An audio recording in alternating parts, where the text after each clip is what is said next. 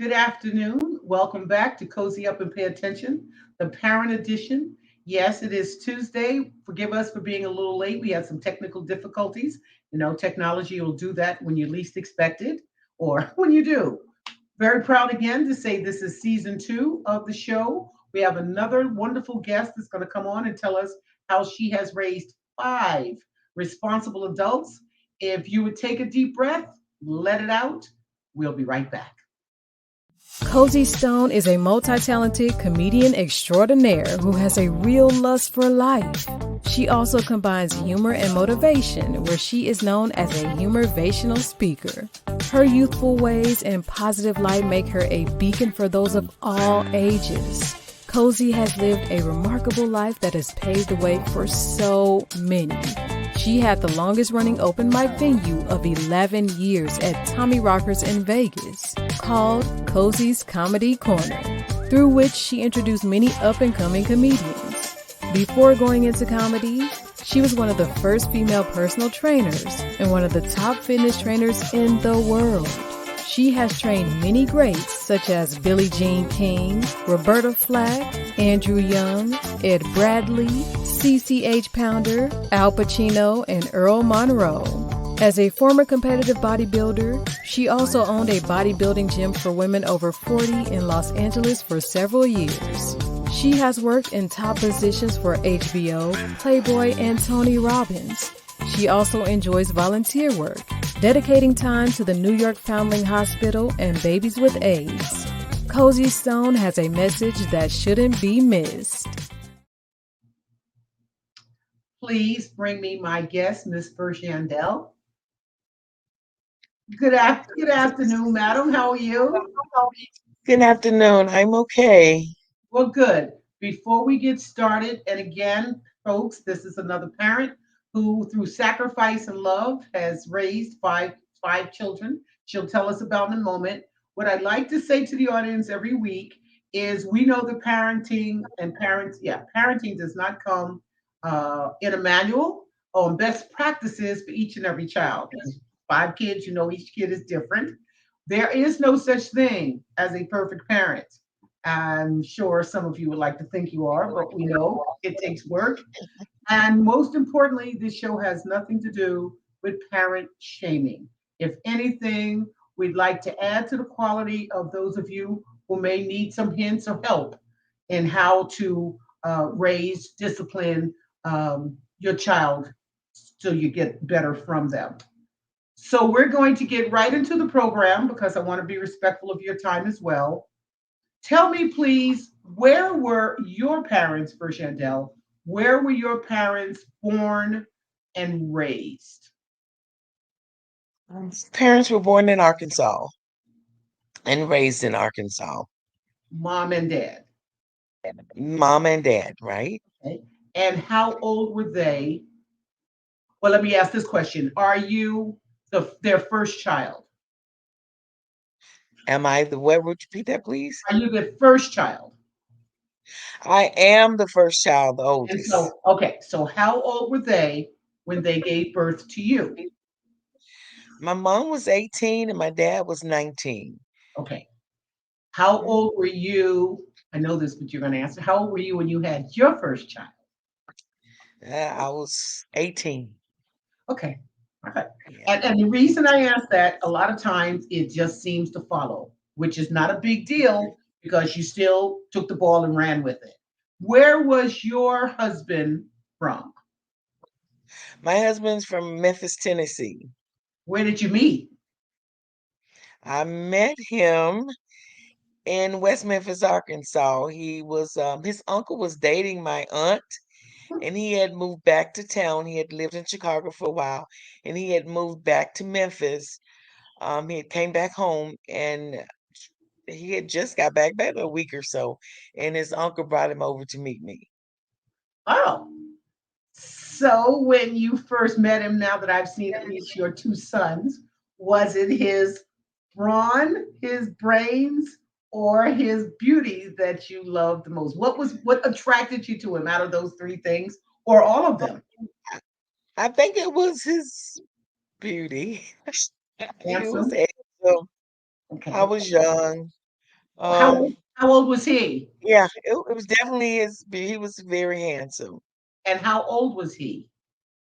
How old were I then? No, no. How old was he? Was he? He is 3 years older, Okay. so he had to be like 21. Okay. It doesn't matter. So you meet this handsome man, and I have to ask this: is your husband tall? He is. All right. He's about Why? 6 feet. That's it.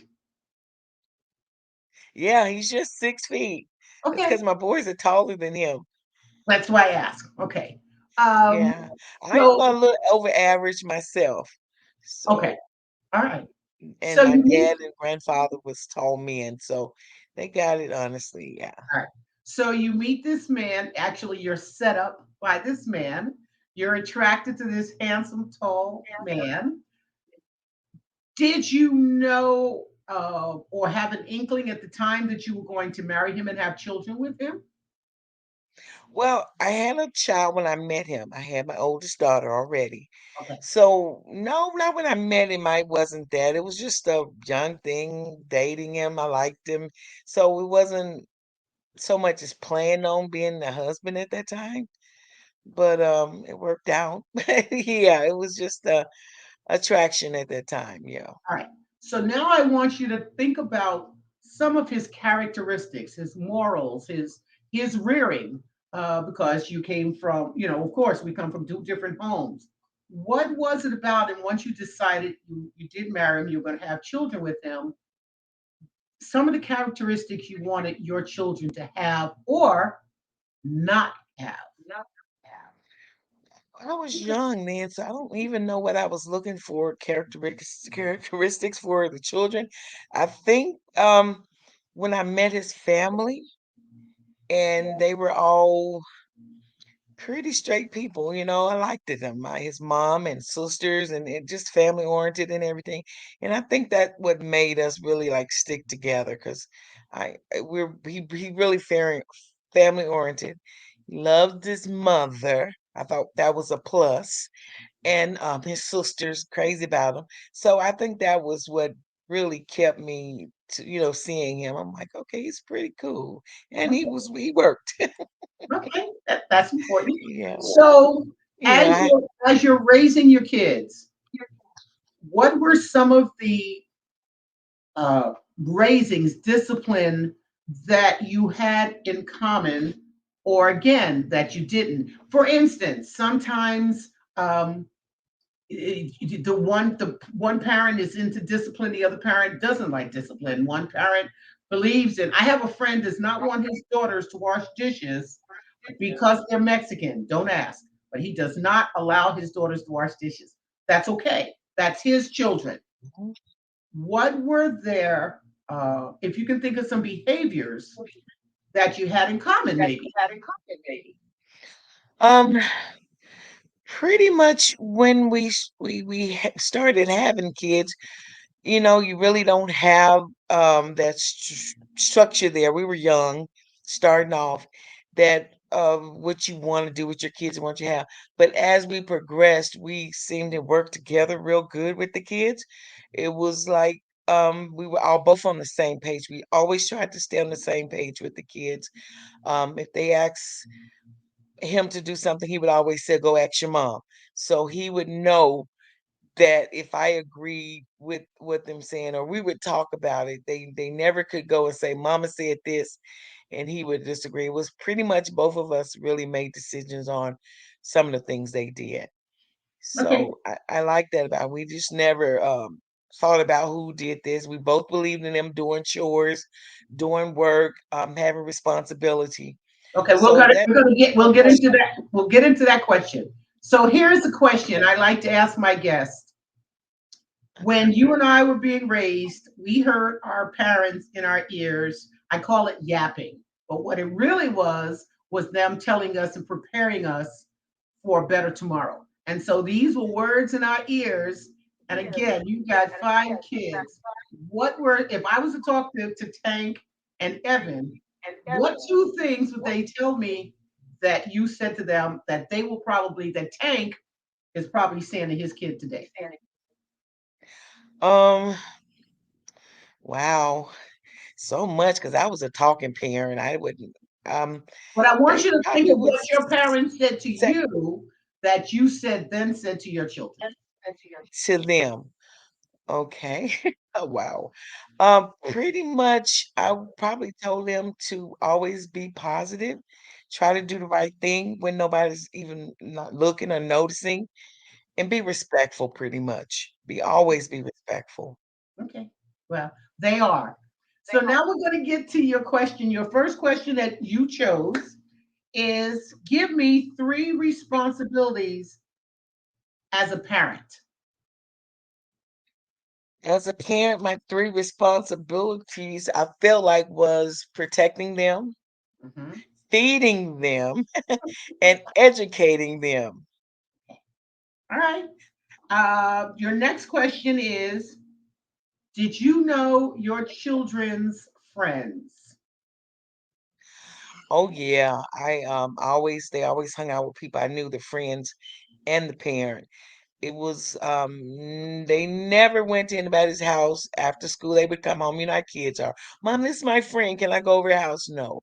We didn't do that. When we went to house, it was a parent that I knew or I talked to beforehand. They didn't hang out like that. It was kind of overprotective.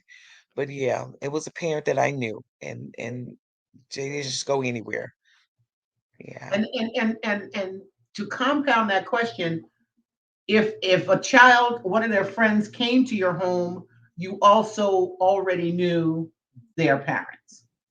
I'm asking. Pretty much, yeah. If they brought a kid home, I knew the parent, or if they brought a kid home I didn't know, I would ask them, and that was a question I always ask, do your if especially after school, do your mom know where you at? Because mine were made to come home after school. You didn't go anywhere until you came home. And I would always ask, do your parent know where you at? And if I knew the parent, I would call. If I didn't know the parent, they would go home. Yeah, Wow, it good was for like that. you.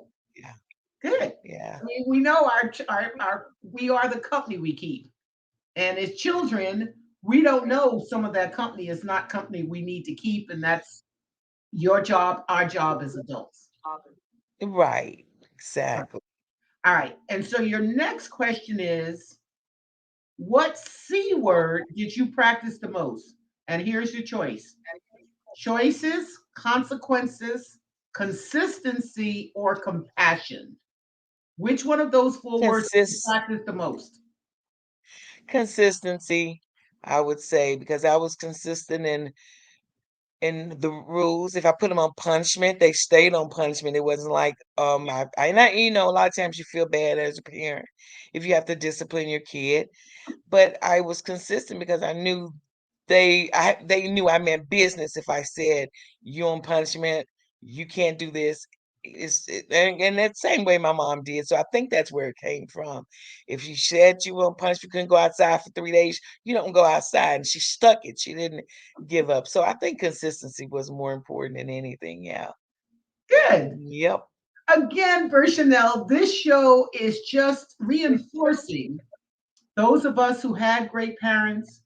Doesn't matter that I don't have kids. I'm one of the most disciplined people you'll ever meet because I had a very, very disciplined mom. And I make a joke on here more often than not that had I had children, they would have run away from home. I don't have a lot of flexibility. I don't have a lot of flexibility as a friend. So thank you. That's let me go there. Let's go to the next question. Things you taught, things you taught your child, and in that in parentheses is, and you can handle all of these or as many as you want. Respect, thankfulness, and honesty. Pick two of them. Um, Respect was real important as far as respecting other people, respecting themselves, because it was I would tell them if you respect yourself, people have no choice but to respect you. If you act a certain way and people see that, they don't have no choice. They can't do nothing but respect you. And it's earned, it's not just given. You have to show people something in order to get respect. So I really taught them to be respectful. I thought that was real important. Um, Let's talk and about what was the honesty. next No, I'm going to give you. honesty? Talk about honesty. Tell me how you handled honesty because as kids we all lie, or we think we're getting away with it. Yeah, I would, oh God, because they all lie, and they when they get together, they gonna lie for each other for sure to protect each other. They Wow. were good at that, but I don't know, for some reason, moms know sometime when kids are lying. It might be a certain way they move, certain way they do whatever, but I always try to tell them, if you lie to me and I find out, I'm gonna not trust you. So tell me the truth. I'm your mother. And they'll tell you now, mama said, as long as we don't, it's a few things that if sell drugs, something, whatever, she'll be, behind us. And they bring that up now sometime. But yeah, I told them, I'll stand behind you, but you're gonna have to be honest. Even if I don't stand behind wrong, but if you're being honest, I will be there for you. So I think it stuck with them pretty much. I think they still keep stuff from me though with each other. So But yeah, tell me about thankfulness. How you thankful, instigate, yes. instill that in them. Mhm. Pretty much it's just a thing I had with being thankful for what you have, and now they complain about this or that. And I'm like, no, you know what? You have to be thankful for what you have in order to get something better or appreciate something better. So it just was something we was raised with as kids. Be thankful, be thankful, be thankful. You might probably didn't even think you had nothing, but grandma always said, be thankful for what you got. So it was something I pretty much instilled in. Be thankful for what you have, and See, everything else will come. you just answered a question I asked you a minute ago about what was things that were said in your ear that you repeat. I knew if I kept you talking, you would say it. You didn't readily think of it, but my point is valid. It's still in your head. You repeated it to them, and chances are, those who already have kids or will have kids, they're going to say those same things because we heard it, we heard it, we heard it, and we heard it, and they just kept saying it. And for me, I used to call it yapping, but it was preparing us.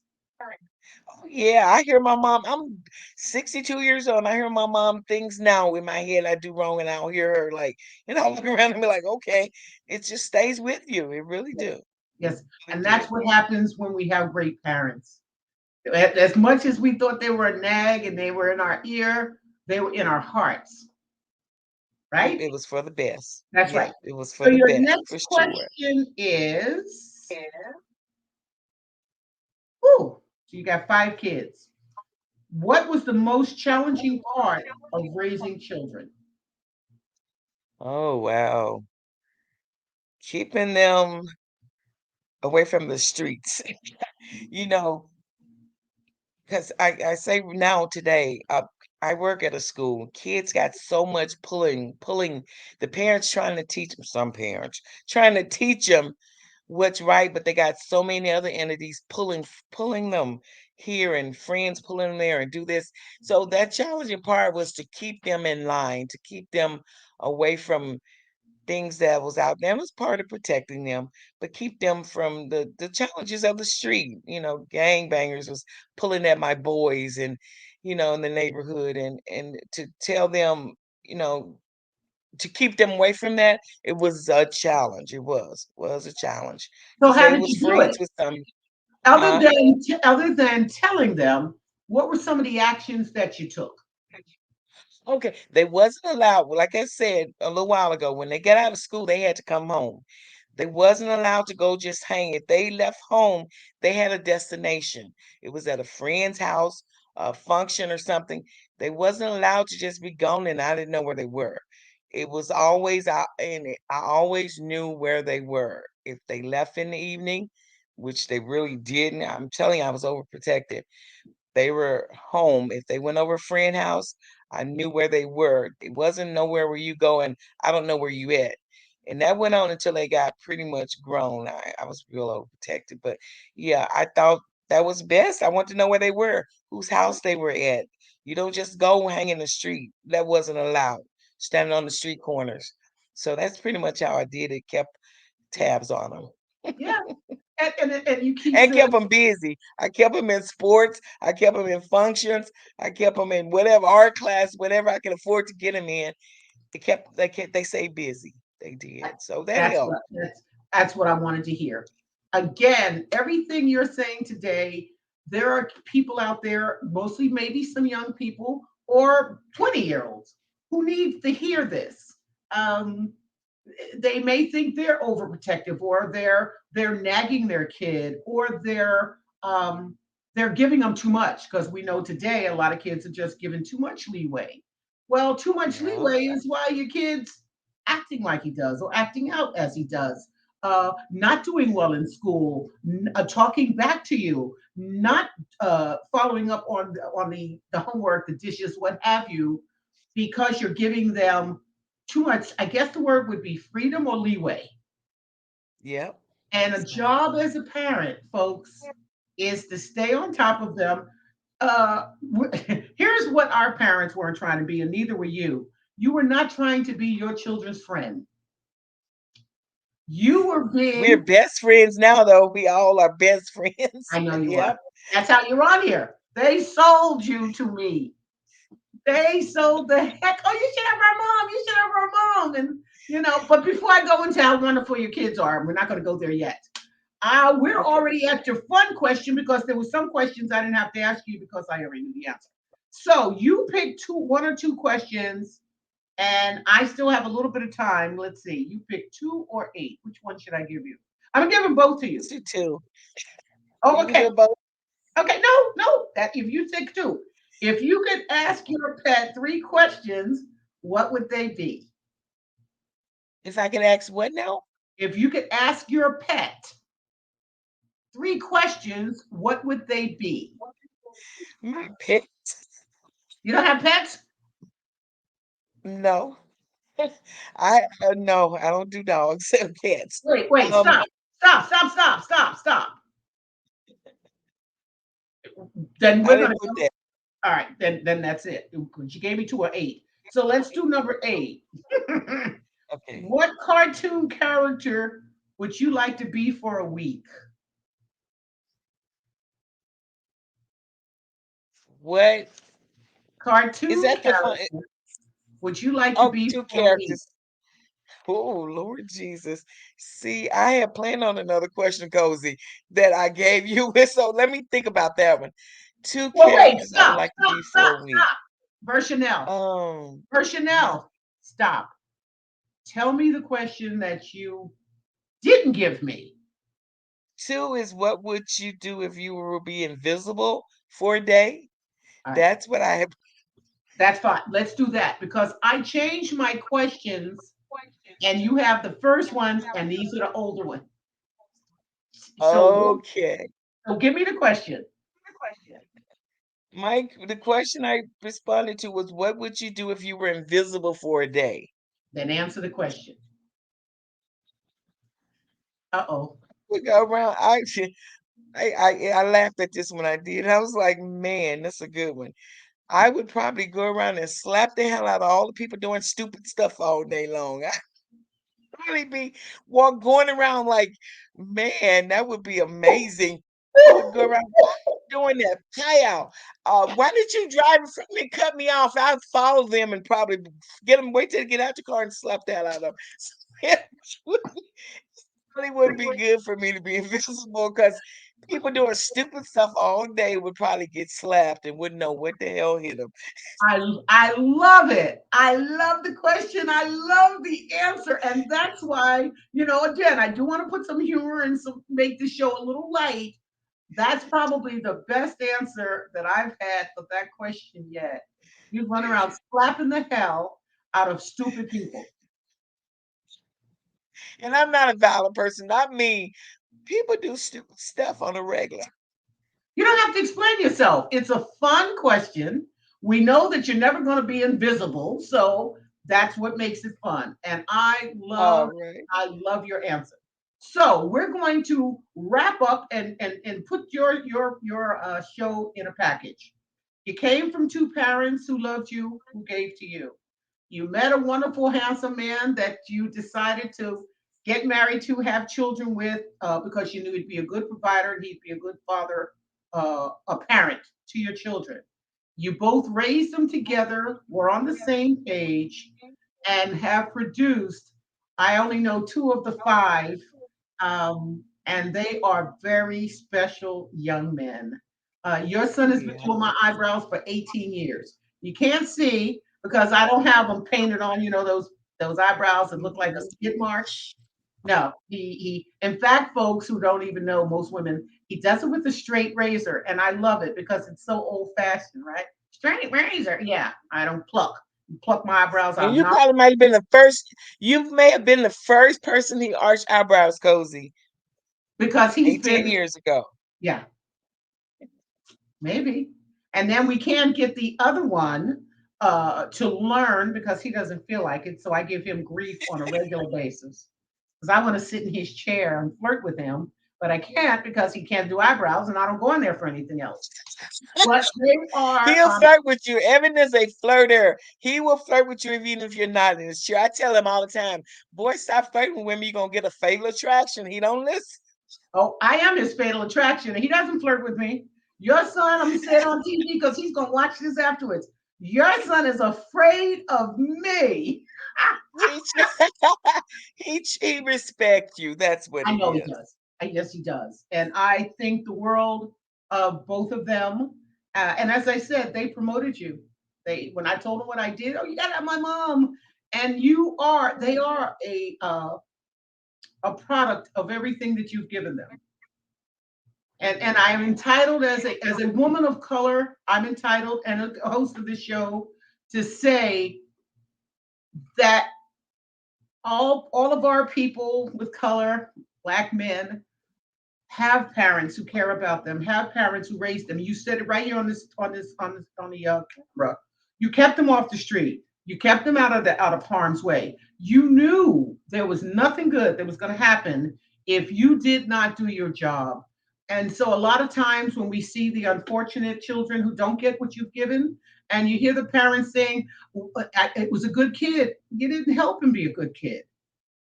Folks, we cannot have good children, no matter what color. Let's get off color. It's not a big deal. If we don't do the job, if we don't tell them right from wrong, if we don't give them parallels and protocols, they're children. They don't know what they don't know, right? So Exactly, Miss Cozy. I work at a school. I see it every day, sweetheart. I know Every you do. day. Is it a middle school? It's actually 6 through 12. It's a behavior school. Okay. Oh Lord. Okay. Yeah. So before I finish thanking you, I am also the author of two published books that are on Amazon, and they're called Okay. Cozyisms: The Art of Paying Attention, The First Rule in Life. Okay. And I Did you have one consider, in the shop? I think I seen that one in the shop, the blue one. yes, yes, yeah. I think they bought I both of them. thought I Peggy could bought get both them. of them. Are they on Amazon? Yes, ma'am. Please go purchase them. And what they have in here are one-liners with some beautiful art, and it's stuff that makes you think, words that make you think. I'm quick-witted. Evan would really love all of these because he's just quick-witted. We're both Sagittarians. So yes, folks, Cozyisms: The Art of Paying Attention on Amazon. Miss Vershandell, it has been. I'm so glad you showed up because I would have talked about you really bad if you hadn't showed up. By the way, so let me just. I am so sorry, girl. I am, but I wanted to do this, so I appreciate you having me. I really Oh do. my God, because we've never had a show that didn't go through. So I was I gonna love interview, it. I wish you. I was gonna interview I myself if wish you you would. all the. I wish you the best, girl. Thank you. I really do. Thank you. And if you have some other parents that you think would do well on here or would like to get on here and celebrate and promote their parenting, please give them my name and number. And anyone out there listening and watching, you can email me at cozyupandpayattention@gmail.com. This show will be shown on Cozy Up and Pay Attention on YouTube forever. And in conclusion, I'd like to say, with all that's been said and done today, the sharing that we have done, folks, sometimes in life, when you know better, you do better. Thank you, ma'am. And thank you for those two wonderful, handsome sons of yours. Did I You're just do? welcome, sweetheart. Thank Wait, you. did I just sigh real high to Evan's gonna love that. From bottom of my heart, I hope we get to meet someday soon. Folks who are watching, thank you again. Tell your friends, share our program, and I will be back, God allowing, next Tuesday. You have a great evening. You too, sweetheart. Have a good evening. Bye Thank you. bye. Bye.